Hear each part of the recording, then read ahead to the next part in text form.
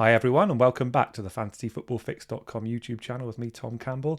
We've got another Meet the Elite team reveal. We've got Corey back on the show this week to find out how he's been getting on. There's a lot of chip strategy talk that we're going to get into. So without further ado, let's get right into it.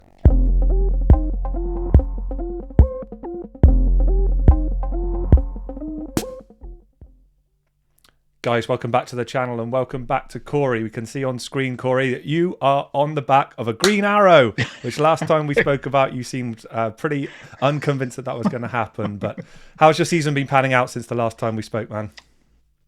It's gone somewhat similar. I did finally have a green arrow last week. Mm-hmm.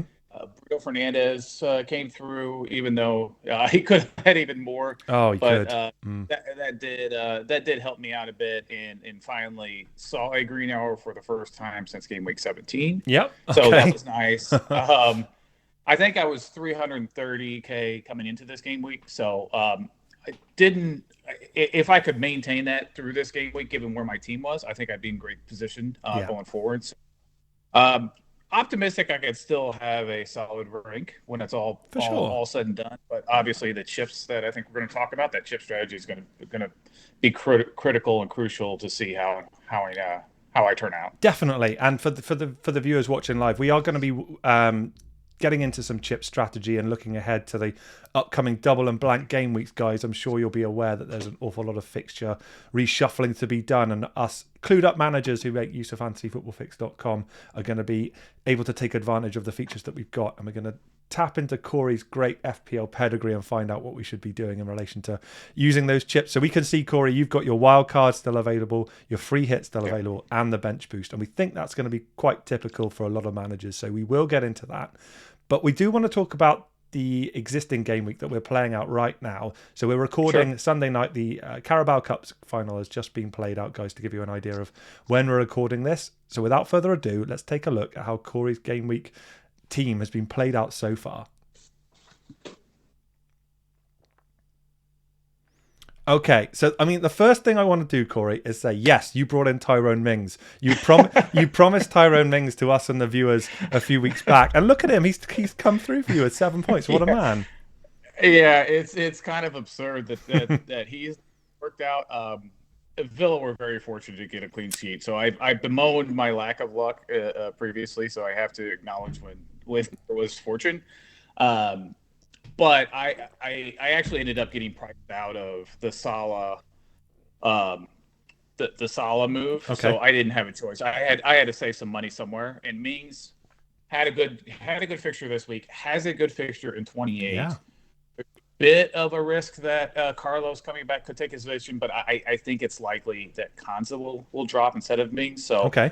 I went for it, and it worked out. Yeah. Otherwise, I'd be dire straight. So. Well, I mean, it's not been fun, has it? This double game week 25 has it so far. I think the points have been given out to the managers who forgot the deadline or didn't make any changes. But we are not finished yet, guys. The double game week still has some more fixtures, so let's hope for a turnaround there. And it's an important point that you mentioned with Villa. They do have that home match against Crystal Palace in 26, and then they don't double in 27. They've got an away match at West Ham, but we talked about it previously, and they are a team that some of the other elite managers have been calling out as a team to look at. So we can see on here, Corey, you took made 4 transfers, -8, so you had two free transfers saved up. So talk to us about the changes that you made and the thought processes that underpin those. Yeah, sure. So I had Bruno Fernandez, who obviously had a blank. So I was coming in and then I had Cucurella. So I was coming in with 9 starters. I was pretty certain Cucurella wasn't going to play. Bueno, I was pretty confident was going to start at least one game in the so I wasn't too worried about him. But I was coming in with 9 starters, obviously with Liverpool's double game week and a very tasty double game week. Sure. I wanted at least some coverage. I didn't want to drop Kane. I know a lot of people dropped Kane, and I understandably why they did, but I didn't want to drop Kane, and so I did not want to go Darwin. No. And so Salah really the only option, clear captaincy for me. And then everything else was really about affording that, right? So I dropped moved on from Ederson, thank God. Oh Never wanted him on man, my team again. yeah, God, it's been bleak for those poor I'm glad owners. yeah, I'm glad he had the exact same game week this week that he's had for like the last 7. Yeah, And then had to find some money for Mings. yeah, And I also had Shaw as well, so obviously had to move on from him. And Tarkovsky and Pickford with their double game week, and it actually playing in 28 with a fixture. They're the ones who made the logic. So yeah, it was a really challenging game week because you're trying to balance the double blank game week, double game week in 27, and then managing yeah. the. So I decided not to go all in on Liverpool. I know some people did, Hmm. but I think that then drives a chip strategy that I wasn't comfortable with. So this is the route I ended up taking. Yeah, it makes total sense. I'm just interested, broad brush, then, Corey, you've taken an 8-point hit there. Try not to Yeah. answer this in terms of how it's gone so far, obviously partially through the game week, but I'm interested strategically when you're facing a double game week and where you are overall rank, etc. Is that about the norm for you in terms of point tit and being kind of fine with giving 8 points back to the field? Is that kind of what the level at which you'd expect it to be acceptable in terms of point sets? So I think if the double game week is in isolation Mm-hmm. and doesn't have any, if you're not planning for future activities, then no, I might take a 4, but I really be reluctant to go much further than that. Interesting. But 28 is a massive Huge blank undertaking, right? Yeah. Right. And so it's not only the double game week this week, you're also balancing how to have a viable team in 28 unless you're planning on hitting or wild carding. With the chip strategy I chose, which is I don't want to use my chips before 28, I had to prepare for that. So I was going to have to take extra hits anyways. Yeah. So that's where me pulling in Mings and Tarkovsky didn't really bother me because they play 28. Barring knock on wood, any injuries, they will get me in a position to play a viable team in that way. So no, it makes sense. So definitely up here. Yeah, it makes sense. Some of the other elite managers, and I think yourself as well, and the series that we've had on this YouTube channel as well, have talked about, being able to advertise the cost. And I guess in the lead up to the blanks and the doubles, it gives you more opportunity to do that. So I find that kind of interesting. Looking at the Arsenal contingent you opt for there with Saka, Odegaard, and Nketiah there, was there any temptation in terms of that captaincy? You said Salah being the standout captain. Did you think Saka rivaled him this game week? It was close, but there is some sense of hedging because I'm going to be light on Liverpool, and I didn't want to add an extra Liverpool differential because Salah was going to be over 100% effective ownership. So by going Salah versus captaincy over Saka, I hedged that a little bit. Yeah, I honestly probably would have went Salah anyway. I think Saka is a great player. Yeah, sure. And is obviously fire. I just think Salah gets into a bit more of threatening positions from a goal scoring perspective. Right. And because of that, I think he's just a touch better. So for me, I was never not that, really close. That close. Yeah. I guess having the 3 there, that makes sense. And in your defense, you do have about 5 years of kind of exceptional FPL data to back that up as well in terms of Salah, notwithstanding the difficult season he and Liverpool have had. Yeah. Just one final question on this game week before we move on and look at how you're shaped up for one of the few, I guess, upcoming game weeks which isn't littered with double or blank fixtures. You mentioned that Darwin didn't interest you, Corey. Was that a feeling that he might have missed out with the shoulder injury, or did something else put you off there outside of the injury concerns? There are 2 things. I was not expecting him to miss out from the shoulder injury, but I did predict he might be rotated. I was actually thinking he's only been playing 60 minutes or so, and Jota and Firmino are back. Sure. So I was thinking there might be a rotation. But the biggest thing for me is I didn't want to drop Kane with I think he has Forest and Leicester maybe upcoming, and I didn't want to drop Kane. So by having Nketiah, I kind of blocked my path to Darwin. Yeah. And Nketiah Nketiah might end up being a problem, but I certainly wasn't going to dump him heading into a double game week this week Yeah. and then another one in upcoming. So Yeah, and I mean, the story's not yet been told. We're recording obviously Sunday right, night, so a home game right. against Everton, and every chance of featuring in that game, whether or not he starts, remains to be seen. I mean, it's that chapter's not finished yet, has it? So we will Yeah, see. exactly. And just on Tottenham, yeah, I mean, they played the Chelsea team today, who you and I were talking off camera, looking just unbelievably impotent at the moment in terms of not being able to score, and they got a Wolves match and then Forest. So I understand the Kane rationale. Yeah. Corey, that's great. So that's game week 25. We understand there's more points to come, lots more points to come. Let's stay positive. But let's have a look at how you're thinking game week 26 team is going to look. Sure.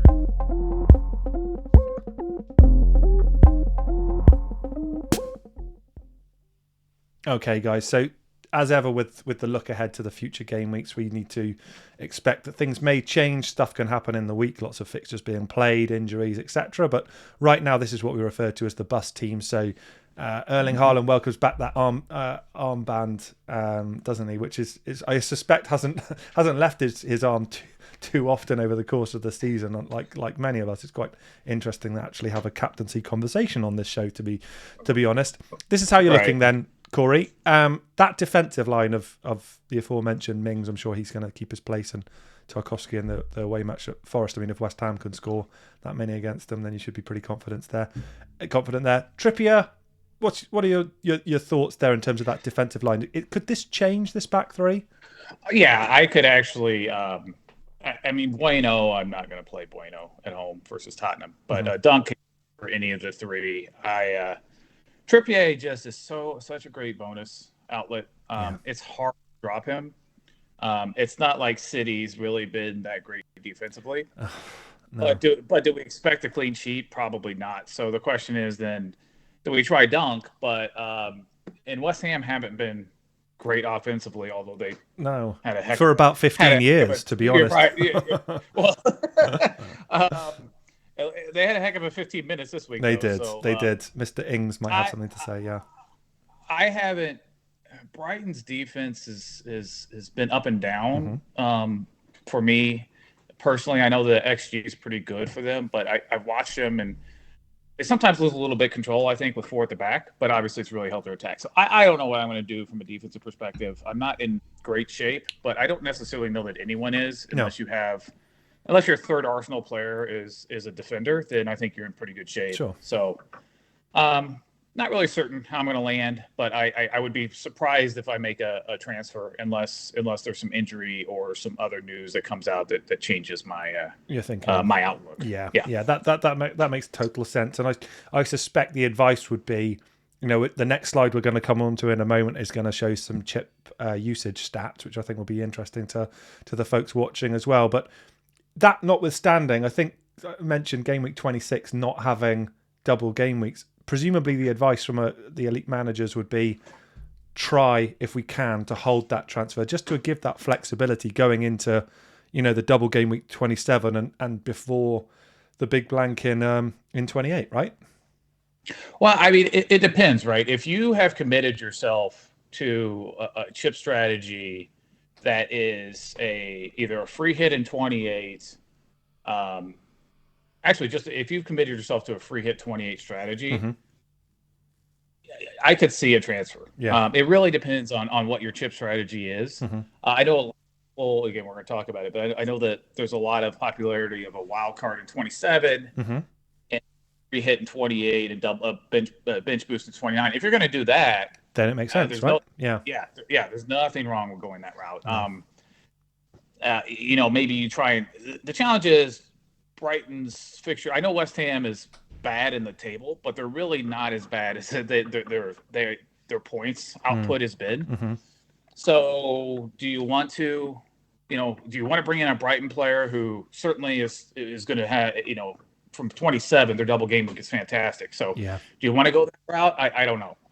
But if your chips allow it, I think it's definitely viable to go ahead and make a move. If you're not planning on using those chips, then you want to save them because there's going to be a lot of a lot of maneuvering that's going to happen to get you in a viable position. Man, it's such a exciting time, isn't it, for the FPL managers who've gone through, the mid-season World Cup and so many years of COVID shenanigans and what have you. This is prime kind of FPL strategy, isn't it, with the blanks and doubles to really try and maximize your returns.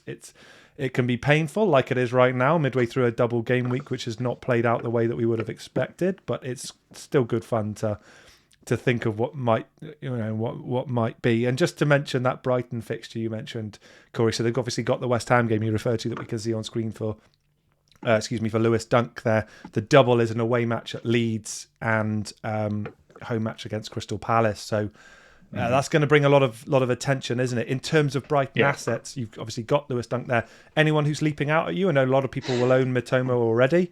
Sure, but he's been kind of isolated on the wide positions more recently. What's your thoughts on other Brighton assets? Well, a lot. So everything depends on the FA Cup. We need to know who's blanking in 28. Again, I'm not planning on using a chip before 28, so right. Okay. I have to 27 and 28 with my transfers. By bringing in Mings early, I actually will end up with an extra transfer. I should end up with an extra transfer, barring any injuries, to play around with. So I could potentially in 27 either bring in a second Brighton defender, which I'm not as keen on, or I wouldn't be able to afford Mitoma for Andreas, but I could do March for Andreas, so I might go that route. Okay, interesting. I haven't decided yet, but that is one of the options I have. Otherwise, I could maybe do Sanchez in for Ward and get his double game week, or Estupiñán if I can still afford him. I could bring him in for Bueno.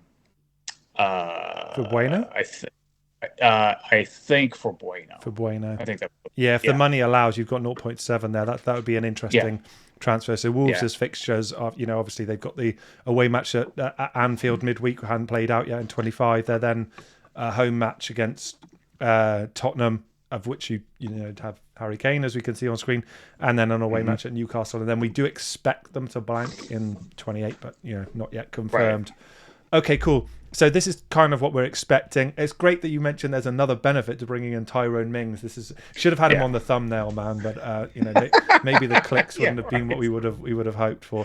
Corey, I should have been chewing some gum in homage to him. Right? That's a good shout. Yeah, but look, I mean, he was sitting there with 7 points, and it was a bit fortunate. But he made that clearance off the line, right? That was close. Yeah. What a man. Okay, cool. We mentioned some stats in relation to chip usage, Corey. So you and I were talking off camera. You're pretty set on your strategy, so we're going to get right into that now, guys. We're going to show you now some statistics in terms of the top 10k managers so far in FPL and which chips they've already used.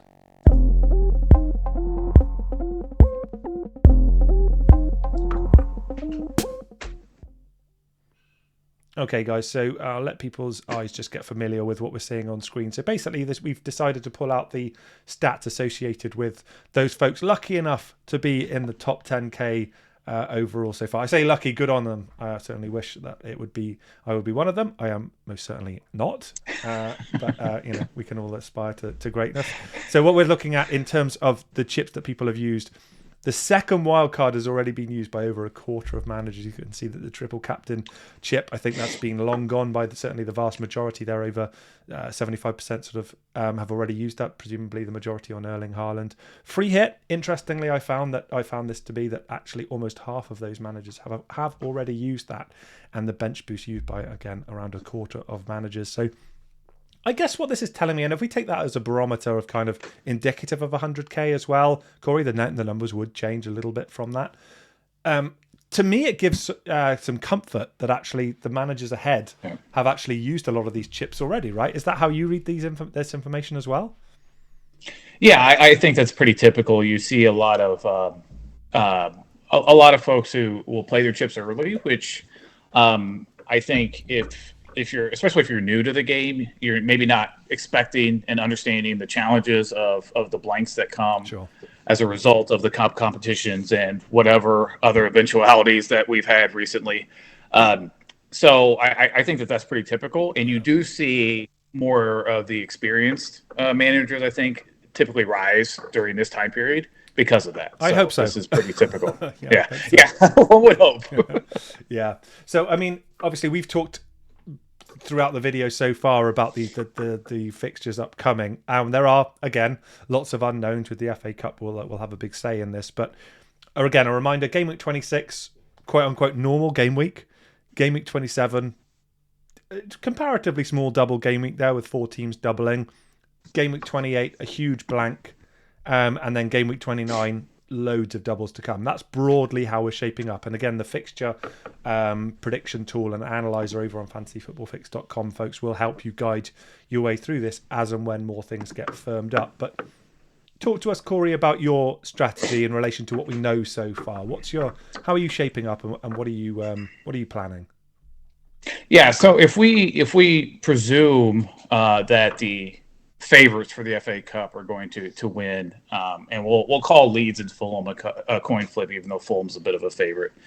But the others are they're pretty clear favorites. If we assume they're going to, I should be in position to have 11 for Game Week 28. And then the challenge I have is if you want to take full advantage of Brighton's double game weeks in 27 and 29 and manage their blank in 28, you really need to free hit in 28, I think. And so by going that route, you kind of lock yourself into a strategy where you're then having to manage the blanks and double game weeks in 34, 37 double game weeks. And the blank, I think, is at 33 or 32.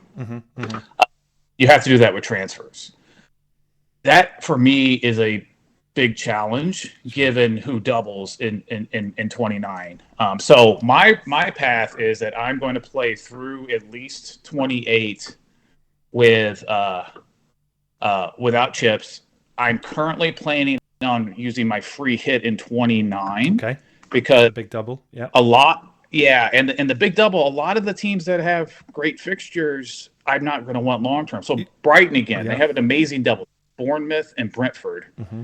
But then they immediately go into Spurs on the road, Chelsea on the road, and City at home. Yeah, and a potential blank as well in 32. Yeah, exactly. Yeah. And they still have at Newcastle to be rescheduled. Sure.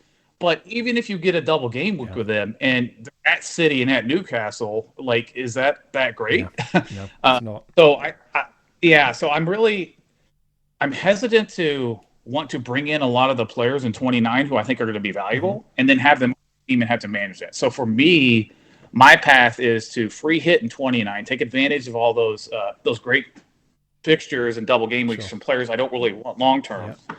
And then wild card sometime near after that. I don't know when it's going to be. I'll have to look how my team's going to play out.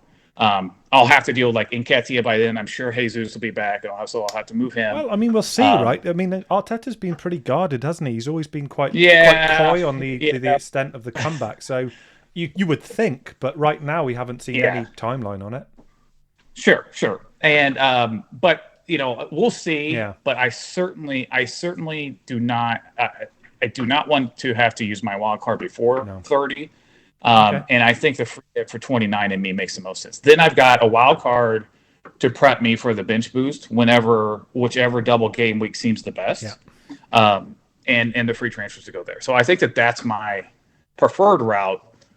But again, a lot of it depends on how the FA Cup results. And then the draw for the semis, how that looks, is going to be a big driver for that strategy. Fascinating, because you and I were talking off camera beforehand, and I didn't want any spoilers, so I didn't know what your plan would have been, Corey, and that's not what I would have guessed, to be honest. So you mentioned you're going to be I was going to say fortuitous, that's unfair because you've clearly planned it, but you're going to be in a position for Game Week 28, the big blank game week upcoming, not that far away, of being able to field a full side, right? So that will be done through the use of transfers alone, right? Yeah. Right now, I think the Arsenal treble would be. So they have home match against Crystal Palace in 28. Right. Right. So I got Arsenal treble. I got the double Everton. is Pickford, 5. of Then course, and I've got Mings is 6. Yeah. I will have one of probably Andre or probably Bueno, Yeah, right? okay. So if wins, I'll have Bueno. Yeah. And then So I it's have Chelsea, So Crystal then I'll have Palace, and three. Everton. Yeah, yeah, and you've got Yeah, free So transfers before then. I yes, like it. yes. So we'll see how that goes. Yeah, I see. I mean, it sounds good because those teams, and they don't sound like the sorts of teams who are expecting to be pulling up massive points in game week 28, right, Corey?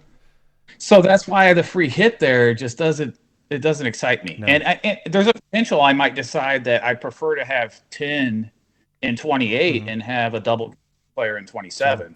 Sure. Brighton also. Brentford has a great game week in 27. Tony could be someone I don't think I'll consider, but you never know. Like they have a great option there too. So it may get into a situation where I decide I'd rather have 10 in 28 with pretty crappy fixtures and then just maximize my 27. It doesn't feel like at least I have that flexibility. Much, right, Corey? I mean, other managers have talked to me about the benchmark and the ceiling of a game week in terms of what you expect the overall average points mark to be. Obviously, difficult to predict the future, but if you're expecting that to be comparatively low, strategically, to me, it wouldn't make sense to use a precious free hit chip, right? Absolutely. There was a few years ago that I free hit in a similar type game week, and it was just awful. Like I think I scored 34 points on a free hit, and it's so small that it feels like using that free hit in a double game week, especially a massive one like 29, where you can get legitimately 22 games from your players if you want. That seems like a better value to me for a free hit. So that's my plan, and that's why I'm heading that way. Yeah, makes total sense. If you were to weight the kind of, I guess, the power of gain for chips, which is something we've talked to the elite managers about in the past, people don't tend to be in love with the triple captaincy chip. I wanted to get your thoughts on that in a moment. And historically, the all out attack chip was similarly downgraded. But the free hit to me feels like, from what you guys have said, is really one to be looking for a huge upside, and you're not going to get that in a really small game week. So, yeah, it makes sense. Yeah, I do have obviously you've used triple captaincy chip already, Corey, but for the managers watching who haven't, putting aside any other strategic choices, is there any double that's leaping out to you at you saying, I fancy a bit of that for somebody who's really gonna haul in that particular game week? Sure. I mean, we suspect that City are probably going to make it through, right? And there's a chance then that so who do they play in 28? They're scheduled to play West Ham. Yeah, that's right. So you could end up with Holland in maybe 34 against Fulham. I'm not super certain on where they land, or 37, not as good. But I would just look for a double game week that doesn't lend itself well to the bench boost, and try and find a good option. So this year, Kane I think's fine, Holland's fine, Rashford has been just on fire, and the people who triple captained him a few weeks ago did gangbusters, right? So I think those are probably your three, unless Liverpool turn it around a little bit, then maybe you have a fourth option. But I think those are your three. I guess you could maybe pick an Arsenal player, but it's hard to pick the one that's going to return. Yeah. And so I would probably go with one of the big talisman like Kane, Holland, or for a double for them. I see. Yeah, exactly. Yeah. I mean, you make the point about Arsenal. Then they are a collective, aren't they? They are a team. Yeah. You've trebled up on them. It made sense with the captaincy for Salah being kind of offsetting that. So, yeah, I think for the advice for the guys watching who've still got triple captaincy is to bide your time, wait for the double in 34, 37 further down the line, and hope that it's not a one that you would expect to use the bench boost in. Yeah, exactly. And then one more comment on the whole captaincy or the chip strategy is that if Liverpool end up in 28, my strategy is probably going to be, if they end up having a game in 28, my strategy is probably going to be the incorrect one. because it probably would have been better to go heavy Liverpool this week and then playing through 28. But that's not something you can predict, right? So they're about a 40% chance they're going to have a fixture in that game week, given the odds, the bookie odds. Yeah. So I would with that calculated risk. But if you get successful and you get lucky there, that really could turn out to be great for you. So maybe. I mean, so that would be a Fulham game, wouldn't it, in 28? Yes. But it's hard to get too excited about them, right? Having seen them, I know that Salah hit the bar, and if Henderson decided not to impede a Trent Alexander-Arnold strike, then it could have been different. But they're not pulling up trees, right? And haven't all season. I mean, are you expecting that to turn around, Corey? What's your read on Liverpool? I think their defense is fundamentally broken. Their central, their midfield is just shambles, and it's either it's a combination of age or fatigue and fitness, have you. But I don't think their defense is going to get better. Even the clean sheet they had against Palace, like they didn't really have control, and I think Mateta hit the bar too. So I don't expect their defense to get better. Their attack, I think, is still viable. I still think it's pretty good, but you're paying Salah's price is so expensive. Sure. And now they're getting healthy. You might see some rotation amongst everyone except for Salah. I don't think he's going to get rotated. So I'm just not that excited about him. No, neither am I. I mean, even it's mad, isn't it? You think a blank game week and they would have a home fixture against Fulham. I'm sure we would all look there if that was to be confirmed following the FA Cup results. But in seasons gone by, it would be a different conversation. But we're quite far advanced into this season, and the rhetoric or the narrative doesn't appear to be changing. The double that follows for them, away matches at Man City, it's all and Chelsea. It's rough. I mean, Chelsea have been equally terrible, to be fair. But their defense has actually been pretty good recently.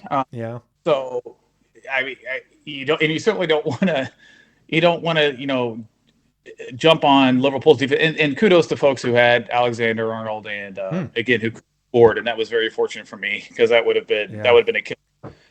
Or Van Dijk, who I think got max bonus, but I don't think you want their defenders playing at City and at Chelsea. No. So, it doesn't seem that exciting to me. And so that was one of the big drivers of me not going all in on Liverpool this game week.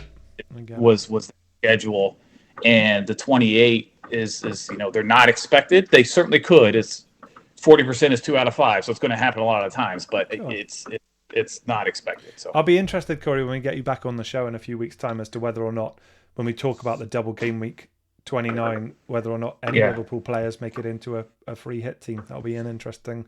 I would be surprised, honestly. I would be really, really, really. I honestly. Salah would be the one, but he's so expensive, right? And so if you really want to go that route, I would be surprised, especially with you got Man U. You're going to want at least 2 Man U, I think, maybe 3, and they're not necessarily. You start loading up on Brighton, and I think Leicester. If Maddison is back, I think Maddison would be a great shout that game week. So we'll see. We'll see how it all plays Palace and Villa for Leicester. They seem to rely on James Maddison, don't they? It's gonna be interesting one. And I won't push you for this now, but Man City don't have a double in that game week. They've got a home match against Liverpool in game week 29. Erling Haaland, is he going to be in that free hit team? We'll see how the money plays out. Yeah. I would say no. Okay. I honestly, I know Liverpool's defense isn't great, but I don't know that I'd pay that much for him. Again, we'll see how the money plays out. And there's a long way to go, but my guess right now would be no, but we will see. Come on, man. You want a free hit, you want 22 doublers, right? Yeah. I mean, I would rather have Tony against Brighton and Man U. I mean, those aren't great fixtures, but I think I'd rather have him with 2 fixtures to play. Yeah. Than Haaland with 1 at home against Liverpool. This is a seamless segue into the final conversation point for the day, Corey. So I did want to. We got Harry Kane on the thumbnail for this, ticking along, great. No bonus points for him today, but another goal. He's just having. It's not even a quietly great season. He's just having a fantastic FPL season, isn't he? I mean, is he going to be? Is he a stalwart for you for the rest of the campaign? And aligned to that, if you can answer that question also in terms of how you're feeling about those front three, for the remainder of the season. Is it a case of Kane, Haaland, and Tony? You see that being your recommended three, notwithstanding the free hit? Yeah, I don't know. The Spurs, I'm just looking now. They have a pretty good schedule after they're blank in 28, and then they'll have Southampton to reschedule. So they have 32 through 34 is a little tough, but the rest of their years are really sweet. So it doesn't seem to matter to him, right? Yeah. Fixture, I mean, he's having a really incredible year. What's he got now? He's got 18 goals and six fantasy assists. That's really good. Haaland, obviously, stalwart, not going anywhere. Nketiah is going to be a problem I'm going to deal with. So we'll see. I'm not entirely sure. Tony is somebody who I've wanted to own for a while, but he's now getting to the point where he's almost got the 2-game ban on yellow card. So that's going to be something to worry about. Yeah. So I'm not sure who I could go 3-5-2 as well, and go with a cheaper forward. There's a lot of solid cheap forwards out there that could be an option. So I'm not sure, but I have a feeling Kane and Haaland are going to be there for the long term. Yeah, hard to argue that. And Ivan Toney, I mean the betting story that rumbles on behind the scenes. There's the amount of yellow cards that are being accrued all the time. He's picking up points, and in game week 26 they've got a home match against Fulham and then a double game week 2 away matches of Everton and Southampton. It's going to be tempting, right, to forego those worries and back him. Yeah, if Nketiah were to get benched in the next 2 games, I could potentially do something like that. I don't know that I would, but it's not out of the realm of possibility. No, fair enough. And on that bombshell, Corey, I think we will wrap it up. Unless you've got any final things you wanted to get across for Game Week 26 or beyond. No, I don't think so. I think we've talked heavily about the chip strategy. It's really going to be season defining, I think, for a lot of people, including myself. So it will really be important that you nail this, and it's really going to drive how your season goes. So definitely, and that shouldn't be intimidating, guys. You should take a look at the blog over on fantasyfootballfix.com at the elite managers, see how they're all planning to use their remaining chips and to navigate their way through these double and blank game weeks expertly, as I'm sure they will all do. We've got tons of other tools there as well, so do please head over to fantasyfootballfix.com and take a look at those and subscribe as well. And on that note, guys, do please smash a like on the video on your way out. Do please subscribe to the channel, and do please subscribe to fantasyfootballfix.com, and I will be back with you next week where we'll take a look at another Meet the Elite Team reveal. Without further ado, though, have a very good week. See you next week. Bye-bye.